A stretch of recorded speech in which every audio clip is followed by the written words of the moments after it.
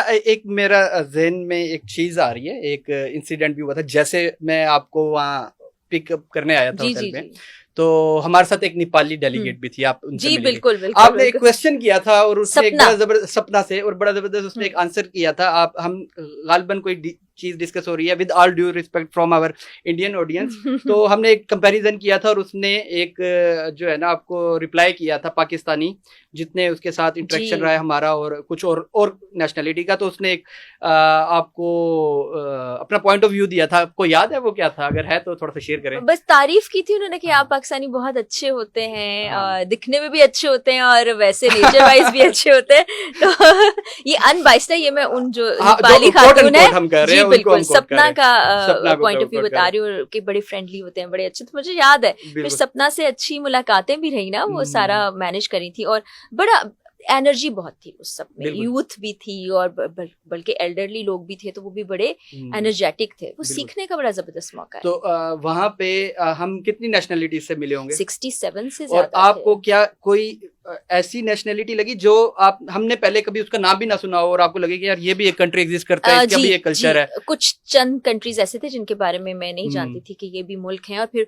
उन लोगों से जो इंटरेक्शन हुआ, जो हम मिले जुले, उनके हम्म। कल्चर के बारे में पता चले, तो वो एक चेन बन चुकी है सारी। अभी भी बहुत से लोग राब्ते में पैगामात राब्ते आते में रहते बिल्कुल हैं। बिल्कुल। तो इनफैक्ट मैं मोरक्को गया था तो वहां से भी मैं आपके वहां लिए से कुछ भी एक मैसेजेस लेके आया जी था। जी जी, बल्कि अभी हम जाने वाले हैं दोबारा हाँ इंशाल्लाह। इंशाल्लाह मोरक्को जाएंगे। मोरक्को नहीं, अभी ऑस्ट्रेलिया भी जाने वाले हाँ हैं। ऑस्ट्रेलिया बिल्कुल ऑस्ट्रेलिया बिल्कुल। बिल्कुल। हमारा नेक्स्ट जो प्रोग्राम है under the umbrella of global business symposium, we are going to host an other very event in University of Technology Sydney in Australia. That is going to be started on 24th of November इंशाल्लाह। तो हम इकट्ठे वहाँ पे भी होंगे और again वहाँ पे भी हम इसी तरह का, बल्कि हमारी कोशिश होती है। देखें इंसान की जिंदगी, एक इंसान जिंदा है उसकी भी अगर हम डेफिनेशन करें तो हम अपने ऑर्गेनाइजेशन को उस पैरामीटर पे कब लेके आते हैं। हम अपनी ऑर्गेनाइजेशन की ज़िंदगी और कि वो सांस ले रही है, सही सिमत में जा रही है, उसको हम जो कैटेगराइज करते हैं वो भी इसी तरीके से करते हैं कि क्या आने वाला हमारा इवेंट गुजरे हुए इवेंट से बेहतर हुआ है कि नहीं। हालांकि हमारी कोशिश होती है कि हमारा हर इवेंट जो है अप टू द मार्क हो, बट फिर भी space of perfection is always there, space of improvement is always there.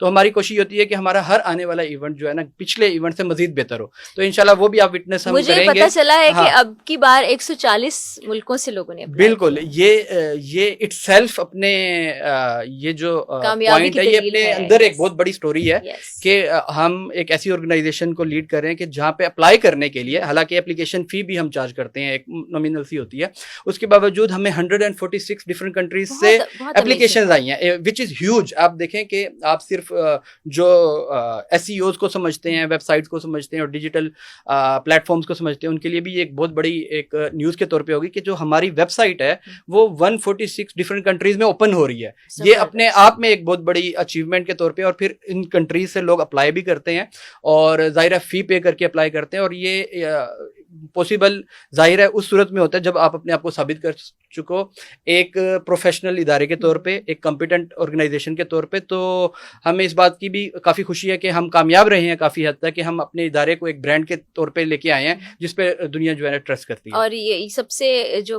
खूबसूरत और अच्छी बात वो ये है कि ये पाकिस्तानी इस इदारे को चला रहे हैं।